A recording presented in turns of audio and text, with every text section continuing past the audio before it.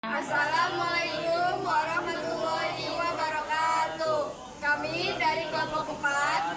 Saya Amarullah. Saya Raihan Ridwan. Saya Siti Sultan Lestari. Saya Siti Nurul Habibah.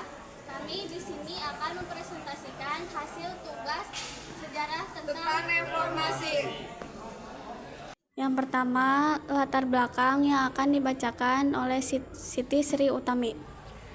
Latar belakang lahirnya reformasi ditandai dengan krisis ekonomi dan politik pada akhir kekuasaan Orde Baru yang terjadi karena maraknya praktik korupsi, kolusi, dan nepotisme KKN dan banyak beban utang negara yang tidak sanggup bayar. Selain itu, kepemimpinan Soeharto yang sangat otoriter menimbulkan ketidakpuasan masyarakat Indonesia. Ketidakpuasan terhadap Soeharto tersebut kemudian menimbulkan demonstrasi besar-besaran di seluruh Indonesia yang melahirkan reformasi.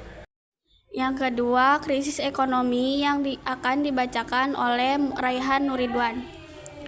Krisis ekonomi yang menyebabkan lahirnya reformasi bermula pada 1997 ketika nilai rupiah mulai anjlok. Puncak anjloknya nilai rupiah terjadi pada Juli 1998 saat nilai tukar dengan dolar AS mencapai Rp 16.650. Selain anjloknya nilai rupiah, krisis ekonomi juga dipicu oleh membengkak angka utang luar negeri. Tetapi bantuan yang diberikan IMF malah menjerat Indonesia dan membuat krisis ekonomi semakin berat. Terbentuknya International Monetary Fund atau IMF. Kebijakan pembangunan era Orde Baru juga menjadi salah satu faktor munculnya reformasi. Pemerintah Orde Baru hanya memfokuskan bangunan di Pulau Jawa, sementara wilayah lain kurang mendapatkan perhatian.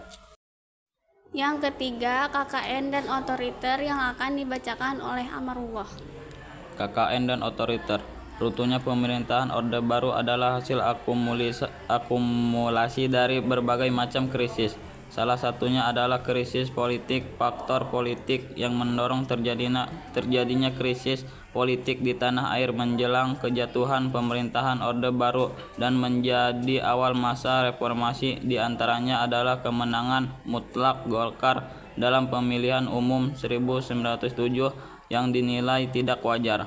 Hal ini dikarenakan korupsi, kolusi, dan nepotisme atau KKN yang lancar dilakukan oleh Soeharto dan karoninya yang terus berkuasa. Gaya tangan besi atau otoriter secara perlahan membawa Soeharto mengontrol dan menguasai negara secara berkesinambungan.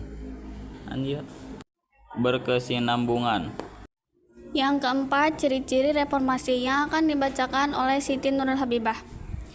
Ciri-ciri reformasi. Ciri-ciri utama reformasi. 1. Kebebasan berkumpul, berserikat, dan berpendapat. Masa reformasi mengedepankan kebebasan bagi warga negara. Hal ini tentunya berkaitan dengan terkekangnya masyarakat pada Orde Baru. Ancaman dan tekanan selalu ada baik kepada pribadi maupun institusi. Hal ini kemudian diterapkan pada pers, keterbukaan informasi publik, dan berkurangnya intervensi terhadap pilihan-pilihan yang dimiliki masyarakat. 2. Penghapusan dui fungsi ABRI. Dui fungsi ABRI dianggap sebagai salah satu upaya pemerintah Orde Baru memastikan keamanan hingga ke wilayah-wilayah kecil, mengupayakan agar tidak ada tindakan subversif yang dapat mengancam pembangunan oleh pemerintah pusat. ABRI sendiri menduduki banyak jabatan strategis sehingga menyuburkan tindak korupsi, kolusi, dan nepotisme KKN. 3.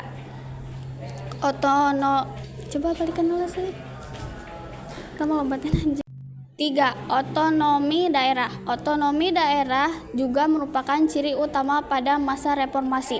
Sistem sentralistik yang mencegah daerah-daerah memiliki banyak pilihan selain mengikuti komando pemerintah pusat, sehingga banyak daerah potensial tidak dapat merealisasikan untuk kemakmuran warganya sendiri. Hal ini juga berlaku untuk daerah rawan konflik seperti Aceh, Papua, Maluku, dan Timor.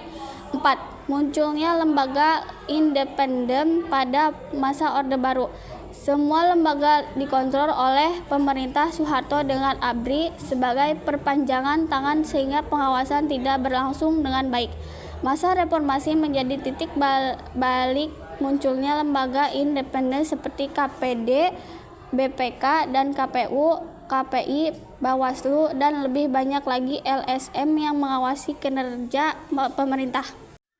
Yang terakhir adalah tujuan yang akan dibacakan oleh Sri Utami. Yang pertama, menata kembali seluruh struktur kenegaraan termasuk perundangan dan konstitusi yang menyimpang dari arah perjuangan dan cita-cita seluruh masyarakat bangsa. Yang kedua, melakukan perubahan secara serius dan bertahap untuk menemukan nilai-nilai baru dalam kehidupan berbangsa dan bernegara. Yang ketiga, melakukan perbaikan di segala bidang kehidupan, baik politik, ekonomi, sosial, budaya, maupun pertahanan keamanan. Yang keempat, menghapus dan menghilangkan cara-cara hidup dan kebiasaan dalam masyarakat bangsa yang tidak sesuai lagi dengan tuntutan reformasi, seperti KKN, kekuasaan sewenang-wenang atau otoriter, penyimpangan, dan penyelewangan yang lain. Cukup sekian dari kelompok kami, kurang